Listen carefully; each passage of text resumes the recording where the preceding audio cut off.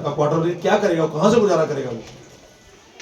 आज हर घर में सबसे बड़ी समस्या तो यह है कि हमारे दो दो बच्चे जो बेचारे डिग्रियां करके बेले बैठे हैं और काम का इंतजार कर रहे हैं कि हमें कहीं ना कहीं को काम अच्छी नौकरी मिले।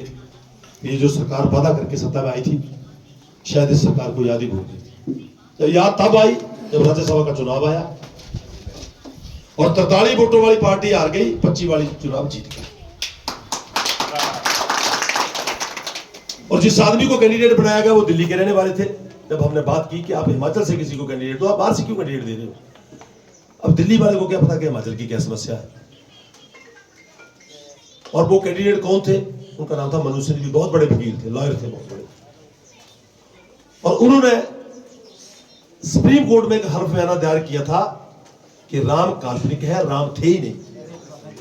जब हम 9 लोग वहां इकट्ठे बैठे, हमने कहा कि जिस आदमी ने हमारे हिंदू धर्म की इतनी बेइज्जती की है, जिस आदमी ने हमारे राम मंदिर के निर्माण को 27 साल रोक के रखा, इस राम मंदिर को बनाने के लिए हमारे पूर्वजों ने कितनी शहीदियां दी, कितने लोग वहां शहीद हुए हमारे।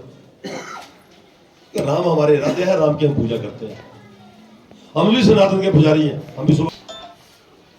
और जब वोटों का टाइम आया तो चौथी वोटें भारतीय जनता पार्टी की नहीं, चौथी कांग्रेस की निकली। हमने कहा फिर समस्या फंस गई, अब क्या होगा। बात आ गई टॉस पे और पर्ची पे। जब टॉस पड़ा तो भी भारतीय जनता पार्टी जीती और जब पर्ची निकली तो भी भारतीय जनता पार्टी जीती।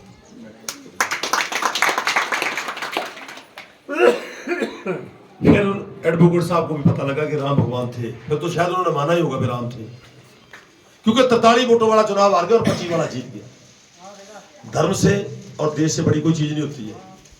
कुर्सियां कई बार मिलती हैं, कई बार आती है, कई बार जाती है। जो लोग बार बार कहते हैं ना कि बहुत बड़ी गद्दारी की, मुझे लगता है कि हम ऐसे आदमी को वोट डालते जिसने भगवान राम का अपमान किया तो हमारे लिए गद्दारी वाली बात है। हमने कोई गद्दारी नहीं की, हमने वोट उसको डाली जो हिमाचल का था। हमने वोट विरोध हमने उसका किया जिसने कहा कि राम नहीं थे, राम काल्पनिक थे, हमने विरोध किया। और उसकी सजा क्या दी गई कि इनको सस्पेंड कर दो, डिसमिस कर दो।